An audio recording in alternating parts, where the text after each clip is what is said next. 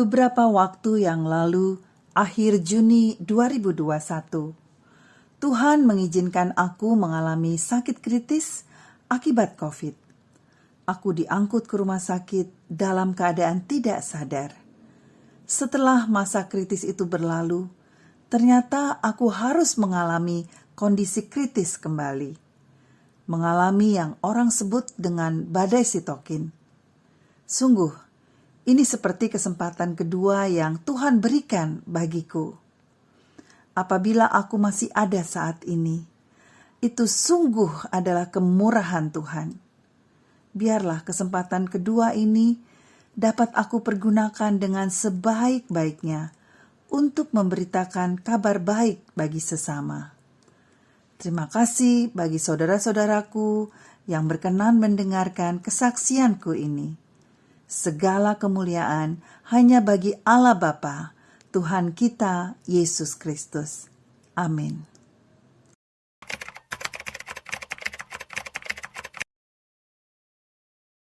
Sebagai orang yang hampir tidak pernah sakit selama hidup, aku tidak menyangka bahwa dalam masa pandemik ini, aku dan keluargaku merupakan bagian dari orang-orang yang Tuhan izinkan mengalami sakit COVID. Diawali pada tanggal 21 Juni 2021, Iben anak bungsuku hasil tes PCR-nya positif. Tanggal 22 Juni 2021, Mbak asisten rumah tangga kami hasil tes swab-nya positif. Sementara aku dan Iyeng, anakku yang nomor 2, negatif. Tanggal 23 Juni 2021, mantuku hasil tes PCR-nya positif. Dan ada satu lagi Mbak asisten rumah tangga kami yang mengeluh, kepalanya pusing dan badannya tidak enak. Dan setelah dites, hasil PCR-nya pun positif. Dengan segala kemampuan yang ada, aku melayani 4 orang yang COVID dalam rumah kami. Dibantu oleh Iyeng yang tidak COVID, aku sibuk dari subuh sampai larut malam melayani anak, mantu, dan 2 mbak kami yang COVID. Sabtu malam, Iyeng dan aku saling curhat akan sakitnya badan kami. Anakku mengeluhkan badannya yang sakit dan pegal-pegal, sementara aku merasa kram di perut dan kakiku. Sampai tibalah hari Minggu, hari yang menggemparkan seluruh keluarga besar kami. 27 Juni 2021 di hari Minggu. Semua yang aku ceritakan ini adalah hasil sharing dari anak-anak, ponakan, adik dan kakakku, dan juga setelah melihat video, foto-foto serta percakapan di handphoneku. Pagi itu ternyata aku sempat menghadiri ibadah raya online di mana aku diteguhkan sebagai pelayan Tuhan. Tampak hampir sepanjang ibadah aku diam, seraya menunduk dan menjawab lambat saat merespon Bapak Gembala yang memimpin ibadah.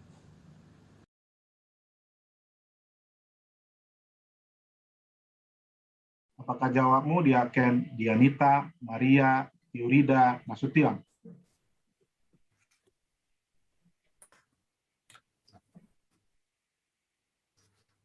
Belum di unmute.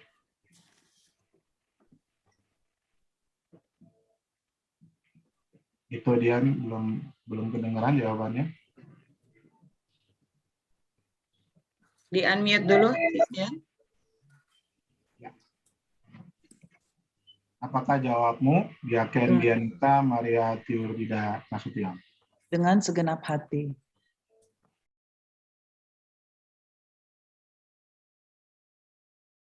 Pada penutupan ibadah, rekanku sempat mendoakan aku yang sudah merasa kurang enak badan.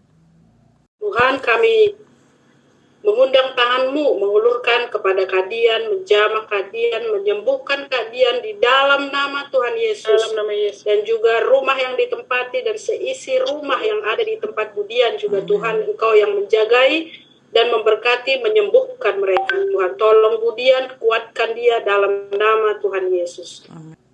Bisa dikatakan aku kehilangan ingatan akan apapun yang terjadi pada diriku sejak tanggal 27 Juni 2021 sampai dengan 5 hari ke belakang. Menurut anak-anak, sejak pagi sampai siang aku muntah setiap kali aku makan. Segera mereka memberitahukan kondisiku kepada adikku Risma. Jam 2 siang adikku datang ke rumah dan mengajak aku dan Iyeng anakku untuk melakukan tes PCR. Kami mencari tempat tes PCR. Ternyata hari itu di mana-mana penuh, sehingga tidak menerima pemeriksaan baru. Sampai akhirnya ditemukan satu tempat PCR di daerah Pondok Labu, suatu tempat yang kecil yang tempatnya kurang meyakinkan menurut adikku. Setelah tes PCR di tempat itu, aku langsung dibawa pulang. Dalam perjalanan pulang, aku sempat muntah. Sesampainya di rumah, adikku menyuapiku. Tidak lama kemudian aku muntah kembali. Menurut adikku, hari itu aku lebih banyak diam, tutup mata, menunduk, tidak bereaksi kecuali menggeleng dan mengangguk. Itu pun responnya sangat lambat.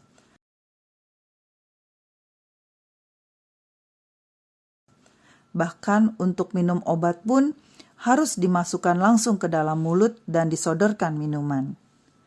Jam 9 malam adikku pulang dan berpesan kepada anak-anak untuk terus memperhatikan dan siap membawa aku ke rumah sakit apabila kondisiku tidak membaik. Tidak lama setelah itu Iben mendatangiku di kamar. Ia sangat panik karena aku muntah dan warnanya merah. Iben berpikir aku muntah darah. Dalam kepanikannya itu, Iben berteriak kepada kakaknya untuk segera membawa aku ke rumah sakit. Bibirku sudah berwarna biru saat itu, dan nafasku seperti tidak lancar. Saturasi makin menurun di 90. Dengan sekuat tenaga, anak bungsuku yang tengah lemah karena COVID, bersama kakaknya yang badannya pun sudah mulai sakit, didampingi oleh seorang ponakan, mereka berusaha sekuat tenaga membopong aku ke dalam mobil. Mereka mengerahkan segala tenaga yang ada. Mbak kami hanya bisa menangis, tidak dapat membantu karena memang kondisi badannya lemah karena COVID.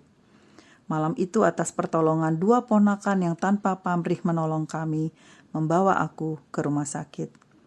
Sudah beberapa hari, kondisi rumah sakit di seluruh Jakarta dan sekitarnya di mana-mana penuh. Pasien COVID meningkat sangat drastis. Ketika tiba di rumah sakit pertama, RSPI Pondok Indah, kami langsung ditolak dan diinfokan bahwa rumah sakit sudah penuh dan banyak pasien dengan daftar tunggu. Sementara itu, adikku melakukan pengecekan ke Rumah Sakit Siloam TB Simatupang, Rumah Sakit Setia Mitra, dan RSPI Puri Kembangan. Namun, sama saja hasilnya. Rumah sakit tidak dapat menerima pasien baru karena sudah melebihi kapasitas tampung pasien. Malam itu diinfokan oleh keluarga dan teman-teman bahwa ruang IGD bahkan bangsal-bangsal rumah sakit di Jakarta dan sekitarnya penuh sesak dengan pasien-pasien COVID. Kemudian anak-anak membawaku menuju ke RSUD Pasar Minggu. Anakku dan keponakanku turun dari mobil memohon kepada petugas rumah sakit agar aku segera diterima. Namun tetap ditolak dengan alasan sudah penuh dan kehabisan tabung oksigen. Anak dan keponakanku sempat bersikeras dengan petugas rumah sakit agar menolong ibu mereka. Ada seorang bapak yang menghampiri anakku dan berkata, "Kalau titip di sini siap untuk mati, Dek, karena sudah kehabisan tabung oksigen." Anakku tiba-tiba tersadar bahwa dia tidak dapat berharap banyak di tempat itu. Anak sulungku sempat menghubungi Rumah Sakit Hermina Priuk dan ada konfirmasi untuk dapat membawaku ke sana. Saat itu benar-benar tidak ada pilihan lain. Tidak ada rumah sakit yang siap untuk menerimaku. Membawaku ke Rumah Sakit Hermina Priuk bukannya tidak beresiko. Ada kemungkinan besar aku tidak bertahan sampai ke sana. Butuh 55 menit untuk sampai ke sana, menurut petunjuk jalan. Waktu malam itu memang waktu pulang, aku bilang sama Iben, Ben, mamimu mesti dilihat dalam 1 jam ini. Karena kayaknya kalau masih kayak begitu kita harus bawa ke rumah sakit. Lihat mamimu. Itulah waktu itu terus aku langsung pulang, lagi mandi, ditelepon Kadian mau dibawa ke rumah sakit. Ya udah, habis mandi langsung berangkat. Terus lagi di jalan sama Pak Kisom, katanya Ori, langsung aja ke RSPI. Ya udah ke arah RSPI. Nah, waktu sampai bundaran ditelepon Ori, nggak bisa RSPI penuh. Ya udah, Mami coba telepon RSPI Puri Kembangan. Jadi sambil nanya Puri Kembangan ternyata dia penuh.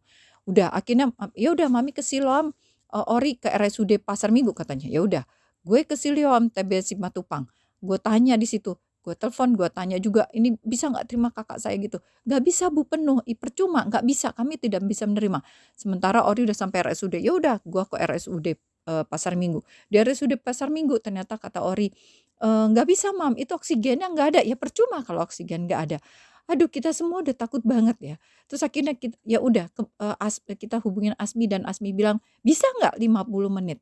Kadin, kalau bukan karena pertolongan Tuhan, orang itu banyak yang bisa meninggal di dalam perjalanan. Tapi Tuhan itu mengasihi Kadian, dan aku yakin Tuhan mendengar doa kita semua. Karena pada saat itu bukan 1 orang yang berdoa. Kita semua banyak orang yang berdoa. Kita aja udah 9, kita doain. Akhirnya kita 3 mobil kita jalan. Bayangin 50 menit oksigen Kadian akan perlahan turun-turun.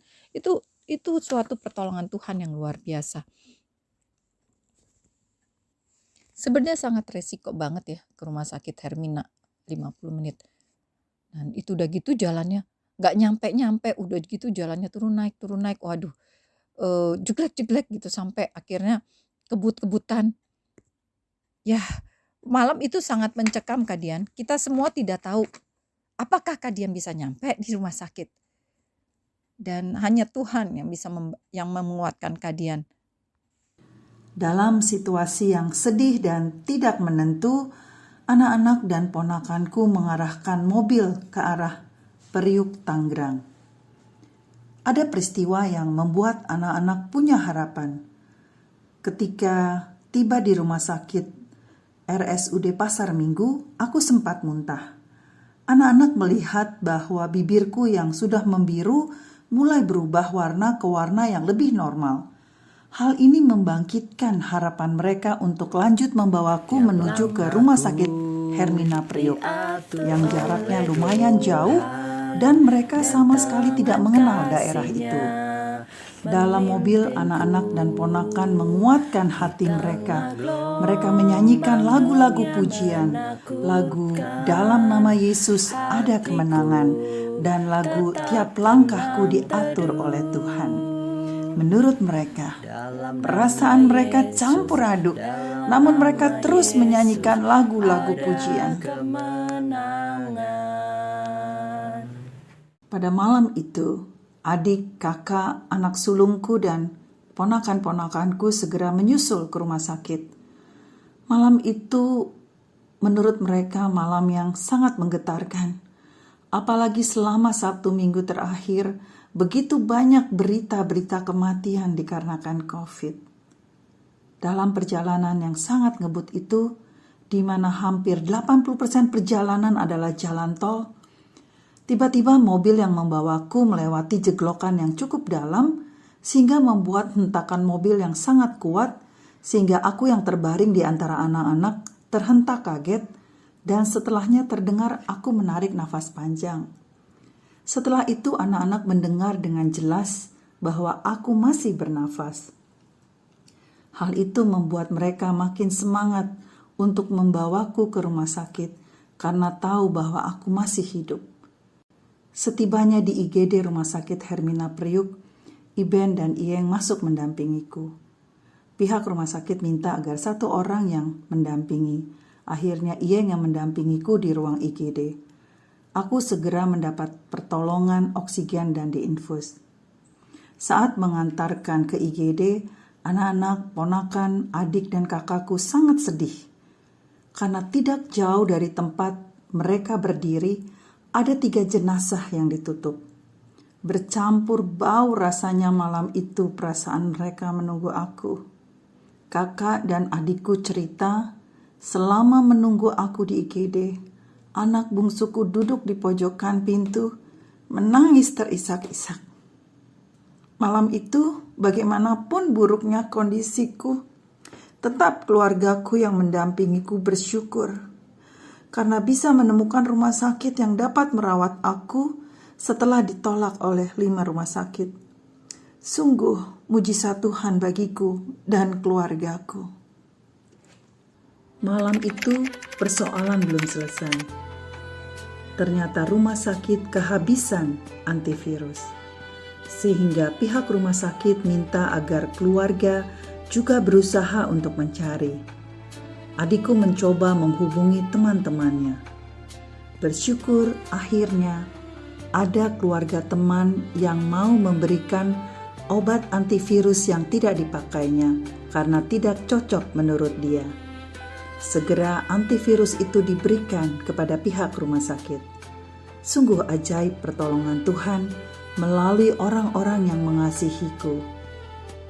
Bukan saja obat antivirus yang habis saat itu. Rumah sakit sudah 1 bulan menunggu pengiriman obat-obat COVID lainnya, namun belum juga kunjung datang. Tidak disangka bahwa tepat malam itu, obat-obatan COVID yang sudah ditunggu 1 bulan dinantikan tiba. Sungguh pertolongan Tuhan selalu tepat pada waktunya.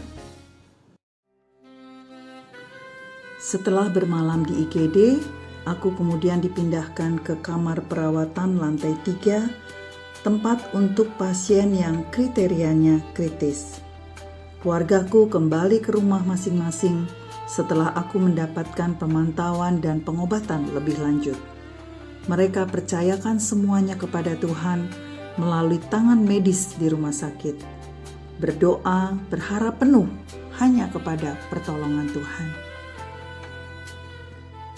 Jadi kita nunggu di luar itu berdoa, kita sempat berdoa sama-sama, kemudian masing-masing aku yakin kita semua menyerukan Tuhan, tolong minta belas kasihan Tuhan. Itu yang kita berdoa dan sama-sama, dan itu yang berdoa masing-masing. Iben juga udah nangis, ya pokoknya kita semua diam merenung. Asal tahu, di UGD itu ada 1 tergeletak mayat tertutup. Berarti kan udah gak bisa tertangani lagi gitu loh.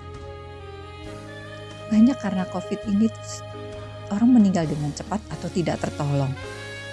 Dan akhirnya kita nunggu sampai jam berapa ya? Jam 1:30 atau jam 2 katanya Kadian mau di ronsen dan Kadian dibawa ke kerawatan atas. Jadi percuma kita nunggu juga gak ada gunanya. Akhirnya kita pulang dengan hati yang kacau balau perasaannya. Ya, semua dari kita kacau balau. Tapi kita gue sempat bilang, ayo berdoa, minta Iben, Iyeng, Abang, minta belas kasihan Tuhan, minta belas kasihan Tuhan, minta kemurahan Tuhan. Hanya Tuhan yang bisa menolong kalian.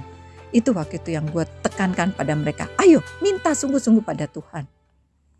Hari Senin berlalu, aku belum sadar. Hari Selasa berlalu, aku belum juga sadar. Hari Rabu, puji syukur kepada Tuhan, aku mulai siuman, namun tidak banyak bicara. Aku mulai menghubungi anak-anak, mantu-mantu dan cucu-cucu dengan bahasa yang singkat. Aku merasa belum bisa berpikir dan tubuhku terasa sangat tidak berdaya. Aku merasakan mulai ada kekuatan untuk aku berjalan, walaupun dengan hati-hati sekali karena badanku terasa sangat lemas. Aku baru benar-benar sadar dan nyambung untuk komunikasi pada hari Jumat tanggal 3 Juli 2021. Aku merasa sulit untuk berpikir dan aku tidak berhasil mengingat apa yang terjadi pada tanggal 27 Juni 2021 dan hari-hari sebelumnya. Untuk mencari tahu apa yang terjadi padaku, aku mencoba melihat percakapan yang ada di handphone dan juga foto-foto serta video. Hal-hal itu tidak ada sama sekali dalam memoriku. Aku seperti tidak pernah mengalami apa yang aku lakukan dalam 1 minggu sebelumnya. Walaupun jelas-jelas ada foto-foto atau video di handphoneku, namun aku tidak berhasil untuk mengingatnya. Tanggal 4 dan 5 Juli, dengan pelan-pelan aku memaksakan diri untuk berjemur matahari di outdoor lantai 4 rumah sakit yang tidak jauh dari kamarku. Sejak tanggal 4 Juli 2021, aku banyak menerima pesan-pesan dukungan doa dari teman-teman dan keluarga. Bapak, kami sepakat berdoa buat Dian. Di dalam nama Tuhan Yesus, kami berdiri dan berdoa atas 2 firman yang mengatakan bahwa oleh bilur-bilur-Mu kami sudah disembuhkan. Bukan nanti, bukan akan, tapi sudah disembuhkan. Dasar yang kedua, firman-Mu mengatakan bahwa kami memiliki roh iman yang sama. Oleh sebab itu, kami berdoa buat Dian saat ini. Kami, anak-anak-Mu, kami dipimpin oleh firman. Kami bukan dipimpin oleh apa yang kami lihat, kami rasa, dan kami alami. Dan kami memperkatakan, firman-Mu itu mencipta. Di dalam nama Tuhan Yesus, kami memperkatakan Tuhan, kesembuhan buat Dian di dalam nama Tuhan Yesus.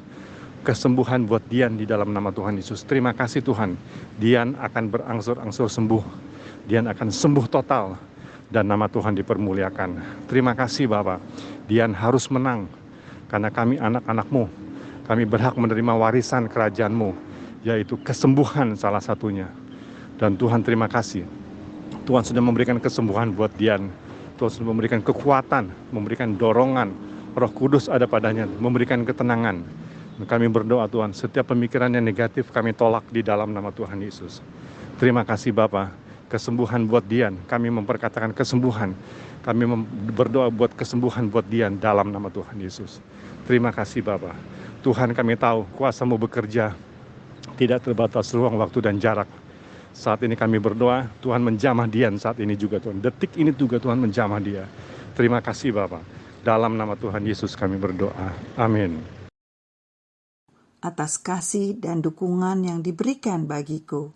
Dukungan kasih, perhatian, dan doa yang terus-menerus. Khususnya dari saudara-saudara rohaniku dan teman-teman SMA-ku. Sungguh membuat aku dan keluarga terharu. Kasih yang tulus dan begitu spontannya. Mereka bahkan mengirimkan makanan selama 2 minggu ke rumah di mana anak-anak, mantu, cucu, dan mbakku menjalankan isoman karena COVID. Bapa di surga yang kiranya akan membalaskan kasih mereka dengan rahmat dan anugerah-Nya. Kesendirianku di rumah sakit terobati dengan adanya doa malam keluarga. Walaupun badanku lemah, namun hatiku sungguh terangkat karena merasakan kesetiaan keluargaku dalam jam doa dan mendengarkan guyonan keluarga yang lepas. Kami gunakan pertemuan itu untuk berdoa juga bagi teman-teman dan keluarga yang juga berjuang saat itu menghadapi COVID. Aku merasa sangat bersukacita sekali karena bisa menikmati sinar matahari. Bersyukur pada Tuhan. Saking senangnya, aku berpikir bahwa aku akan pulang dalam 1-2 hari ini.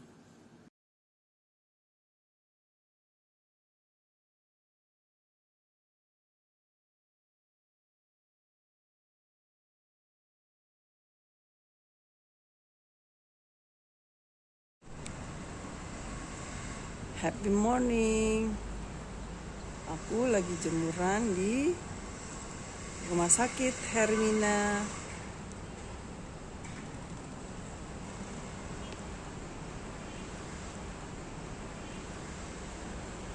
Aku ada di lantai 4 sekarang. Lagi jemuran.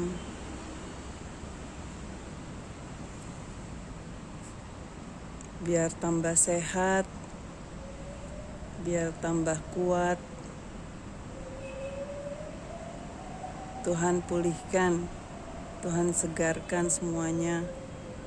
Juga NBF semuanya makin sehat. Tuhan sembuhkan Iben, Iyeng, Noni, Pablo, Mbak Entin, Mbak Rina, makin sehat ya. Mami makin sehat.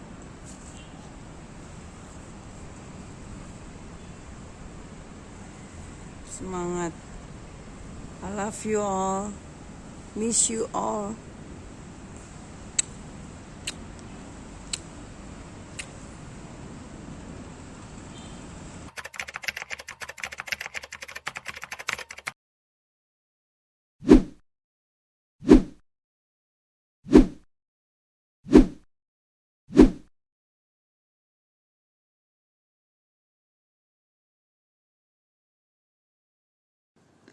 Tanggal 6 Juli 2021, aku tidak berani berjemur matahari karena aku merasakan denyut nadi yang menjadi cepat sekalipun aku beraktivitas yang ringan.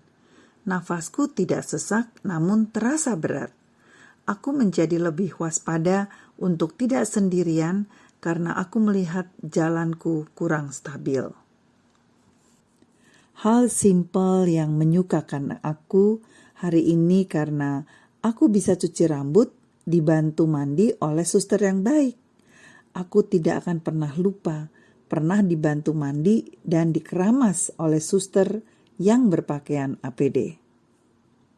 Selama di rumah sakit, aku terkadang bercakap-cakap dengan para suster. Sebagian dari mereka adalah penyintas COVID. Jadi pastinya mereka bisa merasakan apa yang pasien rasakan. Mereka cukup sibuk dengan penanganan pasien COVID. Setiap kali keluar dari kamar pasien COVID, mereka harus mandi. Kebayang repotnya jadi mereka. Aku berjanji pada diriku akan semaksimal mungkin mandiri dan tidak merepotkan para perawat selama aku dirawat. Kebayang lelahnya mereka atas situasi COVID ini.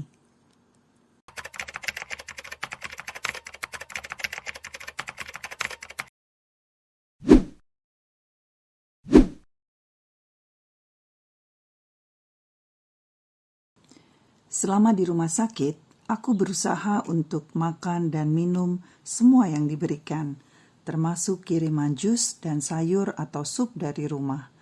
Keinginanku adalah ingin cepat sehat dan ingin cepat pulang. Dukungan doa, kesungguhanku menjalankan perawatan, dan ucapan syukur atas segala yang aku alami membuat aku selalu semangat untuk segera sehat dan pulang. Apalagi aku ingin segera bertemu dengan para cucu, mantu, anak, dan keluarga besarku. Ternyata semangatku untuk pulang tidak sebanding dengan kondisi kesehatanku. Aku mengalami apa yang dinamakan badai sitokin. Tanggal 8 Juli 2021, hari Kamis malam, aku merasakan sakit yang amat sangat di perut. Hari Jumat kondisiku sangat membuat dilema. Dimerku makin tinggi mencapai 13.000. HB-ku yang semula 14 pada hari itu menjadi 6 dan trombositku turun menjadi 60.000. Aku mimisan dan buang air besar beberapa kali berwarna merah. Dari sela-sela gusiku keluar darah. Suster melarangku turun dari tempat tidur dan menanyakan apakah ada darah keluar dari tempat lain, misalnya dari telinga. Aku katakan tidak. Suster minta agar aku segera laporkan jika terjadi hal seperti itu. Yang aku rasakan saat itu adalah perutku membesar dan sakit sekali, terutama di bagian kiri perut. Sakit jika bernafas, posisi tidur serba salah karena kemana-mana arah sakit rasanya. Badan yang lemas sekali, kepala keringatan, namun badan terasa dingin di seluruh tubuh. Detak jantungku terasa cepat sehingga aku agak berat untuk bernafas. Dan aku terus-menerus menarik nafas panjang, mencoba bagaimana bisa meredakan detak jantung itu. Dalam kondisi yang lemas dan sakit itu, aku sempat mengalami transfusi darah 2 kali.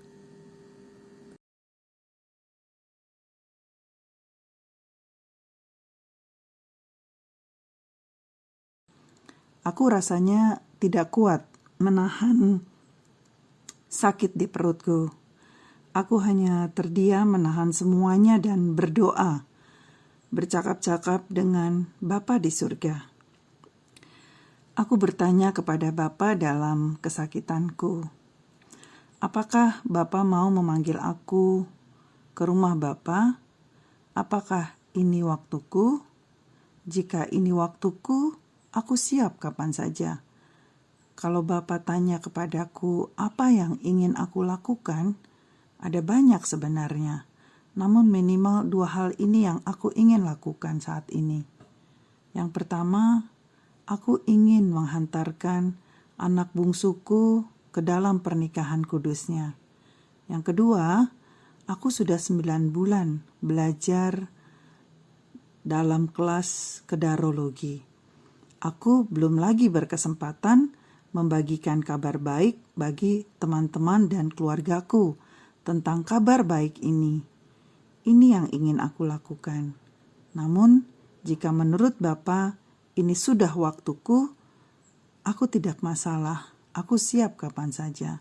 Aku percaya Bapa tahu yang terbaik buat aku dan keluargaku. Percakapanku dengan Bapa bukan karena aku putus asa. Aku benar-benar berserah apa yang terbaik dari Bapa. Dalam kesakitan yang luar biasa pada hari itu, aku berserah dan yakin bahwa Tuhan pasti menolong aku dan memberikan yang terbaik bagiku. Malam itu aku tertidur dalam kesakitan. Bersyukur bahwa keesokan harinya, hari Sabtu pagi, aku terbangun dengan kondisi di mana sakitku sedikit agak berkurang. Aku bersyukur atas hal ini, mencoba melakukan apapun yang terbaik. Aku tetap paksakan makan dan minum, serta istirahat yang optimal sebisa aku. Hari Minggu pagi, sakitku lebih berkurang lagi. Hari Minggu aku di USG untuk masalah perutku. Senin pagi, ketika aku bangun, aku merasakan sakitku juga sedikit lebih berkurang lagi. Aku sangat-sangat bersyukur atas setiap kemajuan sedikit apapun. Setiap bangun, aku selalu menantikan setiap kemajuan kesehatanku dan menaikkan syukurku. Pada hari Senin tanggal 12 Juli 2021, aku dibawa dengan ambulans menuju Rumah Sakit Hermina Tangerang untuk dilakukan CT scan. Hasil CT scan beberapa hari kemudian menunjukkan bahwa ada massa pada perut bagian kiriku di dekat pencernaan. Dan dari hasil pemeriksaan clear bahwa kondisi rahimku normal. Sampai beberapa hari kemudian aku masih merasakan tidak enak di bagian perut karena setiap makan dan minum perutku akan membengkak dan rasa kembung. Sehingga aku perlu memperlama proses makan minum, menunggu sampai perut sudah tidak terlalu kembung, baru aku makan. Pada tanggal 14 Juli 2021, hari Rabu, dilakukan tes PCR. Hasilnya keesokan harinya adalah positif dengan CT25. Pada tanggal 16 Juli 2021, aku diizinkan pulang dan meneruskan isoman di rumah. Hari ini tanggal 16 Juli, hari terakhir di mana aku akan pulang ke rumah setelah sejak 27 Juni 2021 hari Minggu, waktu itu tengah malam. Aku dibawa ke sini dalam keadaan tidak sadar selama 4 hari. Hanya karena kasih karunia Tuhan, aku bisa kembali sembuh. Dan pada hari ini tanggal 16 Juli 2021, hari Jumat, aku akan dijemput untuk kembali ke rumah. Bertemu dengan anak-anak, mantu, cucu-cucu, dan seluruh keluarga besarku. Itu hanyalah kemurahan Tuhan, kebaikan Tuhan. Terima kasih Tuhan Yesus untuk kebaikan-Mu, untuk keajaiban-Mu, untuk kesempatan kedua yang Kau berikan dalam hidup aku. Aku sangat bersukacita dan aku menyambut kesempatan kedua ini dalam hidup aku. Aku akan mempergunakan hidupku sebaik-baiknya. I love you, Jesus. I love you. Terima kasih untuk semua dokter, tim medis, para suster yang sudah menolong aku, membantu aku dengan penuh hati, dengan profesional. Kiranya Tuhan yang membalaskan kebaikan dari tim dokter semuanya. Kalian sangat istimewa di hatiku. Tuhan berkati berlimpah dan seluruh keluarga. Terima kasih tim medis, Rumah Sakit Hermina Priok, terima kasih. Tuhan memberkati. Saat pulang itu, dedimerku sudah turun banyak walaupun masih di atas normal, yaitu 2.900. Jantung agak membengkak dan fungsi lever agak tinggi. Menurut dokter yang memeriksaku, jantung dan leverku sejalan dengan waktu akan membaik. Memang butuh waktu untuk kembali normal. Dengan menjalankan isoman di rumah, diharapkan semuanya akan membaik. Alangkah bahagianya hatiku pada tanggal 16 Juli 2021, aku diizinkan kembali ke rumah. Anakku Iyeng dan adikku Risma menjemput aku sore itu. Betapa bahagianya aku saat pulang dan mengucapkan banyak terima kasih kepada para nakes rumah sakit yang sudah berbaik hati melayaniku. Tuhan saja yang akan membalaskan segala kebaikan mereka. Setiba di rumah, aku rasanya bahagia sekali. Namun kenyataannya badanku terasa makin lemas, kram di berbagai bagian tubuh, jantung yang berdebar kencang. Karena tidak tahan dengan sakit keramnya, aku minta kepada adikku Delonerobion atau sejenisnya. Setelah minum Delonerobion, kram-kramku lumayan berkurang. Namun keesokan harinya muncul lagi. Akhirnya aku mencoba untuk terapi minum air mineral yang banyak, minum air rebusan kacang hijau, dan memijat-mijat tubuh dengan minyak kutus-kutus. Berhari-hari aku lakukan ini rutin, dan dalam 2 minggu kramku hilang sama sekali. Hal yang aku agak takutkan saat isoman di rumah adalah denyut nadi yang kencang serta sakit kepala yang amat sangat. Ketika di rumah sakit, justru hal ini tidak aku alami. Karena pusingnya, aku minta tolong kepada anakku untuk melakukan tensi. Ternyata tensiku 150. Itu berarti jauh di atas normalku, yaitu 80/110. Dengan mengetahui tensi ini, aku sadar bahwa saat itu tekanan darahku termasuk tinggi. Sehingga aku menjadi hati-hati dan waspada dalam mengkonsumsi makanan. Sebelumnya aku takut makan karena takut tekanan darah tingginya semakin naik. Mau makan takut tambah pusing. Tidak makan takut badanku lemas. Kemudian aku mencoba melatih diriku dengan makan dalam jumlah yang kecil namun sering. Dan ketika nadi meningkat, aku memilih untuk menenangkan diri dulu dan latihan pernafasan. Setelah nadi lebih tenang, barulah aku makan dan minum. Dalam kondisi COVID, jelas memang dibutuhkan asupan makanan yang sehat. Terasa sekali setiap kali aku makan ada energi baru dalam tubuhku. Dengan tahu bahwa tensiku tinggi, aku jadi dapat melakukan hal-hal dengan lebih hati-hati dan lebih tepat. Selain kram, nadi yang cepat, kesakitan yang aku alami selama isoman di rumah adalah perut yang mengeras dan kembung, apalagi jika aku makan dan minum. Aku menjadi mengerem diriku, melakukan segalanya dalam tempo yang lebih lambat sehingga perut kembungku tidak terlalu menjadi. Kembung perut disertai dengan rasa ngilu di bagian kiri perut. Setiap dalam posisi duduk terasa ada ganjalan di perut bagian kiri. Demikian juga jika aku tidur posisi miring ke kiri, terasa agak sakit dan ada yang mengganjal. Kesakitan bagian perut ini semakin hari semakin berkurang. Setelah 2 minggu isoman, hilang sama sekali kembung yang ada. Yang tertinggal adalah rasa ngilu sedikit yang ada di bagian perut dan terasa ada ganjalan di bagian perut. Namun, ganjalan itu semakin hari semakin mengecil. Ketika aku membuat video ini di bulan September 2021, puji Tuhan sudah tidak ada lagi rasa ngilu dan benjolan yang mengganjal di bagian kiri perutku. Saat ini 70% tenagaku sudah pulih kembali. Semakin hari semakin sehat.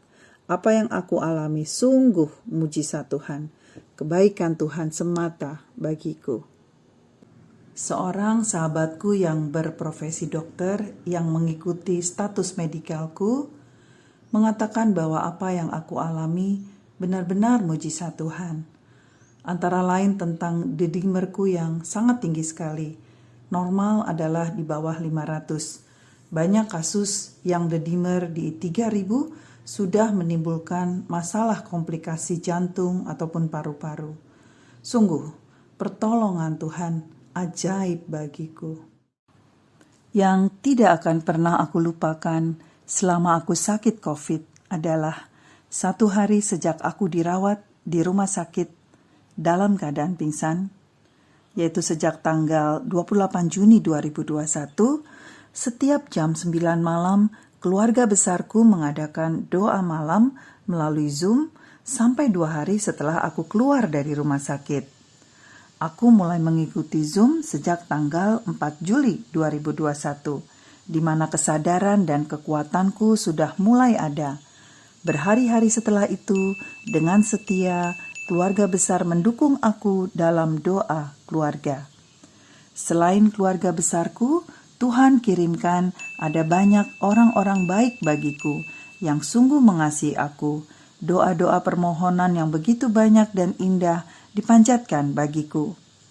Jujur, ada momen di mana aku sangat lemas dan tidak ada mood untuk berbicara.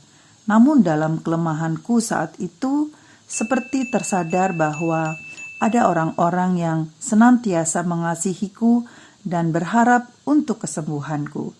Dengan setia mereka berdoa untukku setiap hari. Keluargaku dan sahabat-sahabatku, sungguh mereka adalah rumah doa bagiku.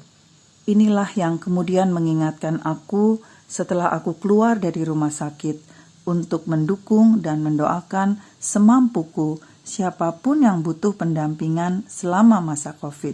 Bagi mereka yang sudah mendoakan dan menolong aku dan keluargaku, kiranya kasih dan rahmat Tuhan dianugerahkan bagi semua orang baik yang Tuhan kirimkan bagiku, yang dengan tulus dan penuh kasih mendampingiku dan keluarga, sejak masa kritisku sampai dengan masa isoman dan pemulihanku, hingga saat ini, puji Tuhan, aku sudah sehat dan normal kembali.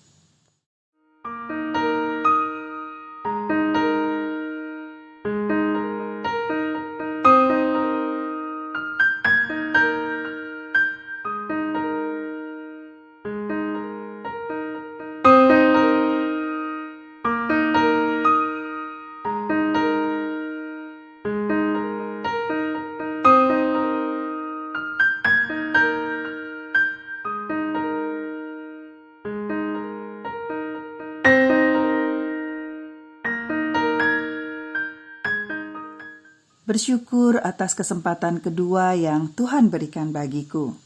Mujizat Tuhan nyata dalam hidupku. Seraya mengenang keluarga dan kerabat yang dipanggil Tuhan melalui COVID selama masa pandemik ini, dan khususnya bagi teman-teman dan keluarga yang ditinggalkan oleh kekasih-kekasihnya. Yang kami kasihi Abang Rensi Hombing, Hans, Norma, Tante Lin, Papa Eka Safitri, dan siapapun juga anggota keluarga ataupun kekasih-kekasih dari teman-teman dan keluargaku yang Tuhan panggil. Sebuah lagu pujian akan aku nyanyikan.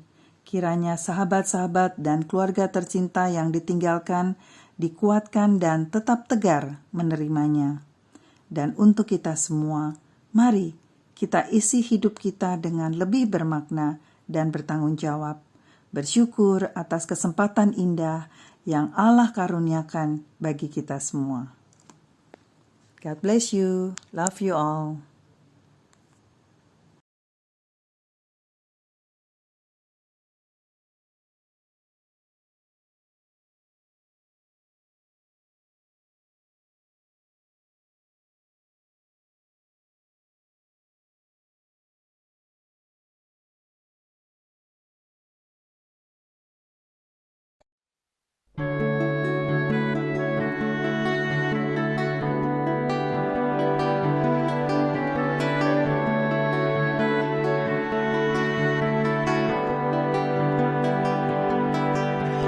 Tuhan adalah gembalaku, takkan kekurangan aku. Ia membaringkan aku di padang yang berumput hijau. Ia membimbingku ke air yang tenang. Ia menyegarkan jiwaku. Ia menuntunku ke jalan yang benar, oleh karena namanya. Sekalipun aku berjalan dalam lembah kegelapan,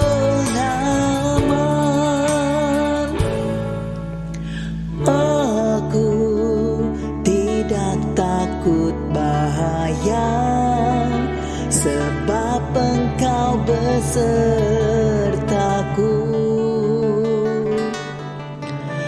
Gadamu dan tongkatmu, itulah yang menghibur aku. Ia membimbingku ke air yang tenang. Ia menyegarkan jiwaku. Ia menuntunku ke jalan yang benar, oleh karena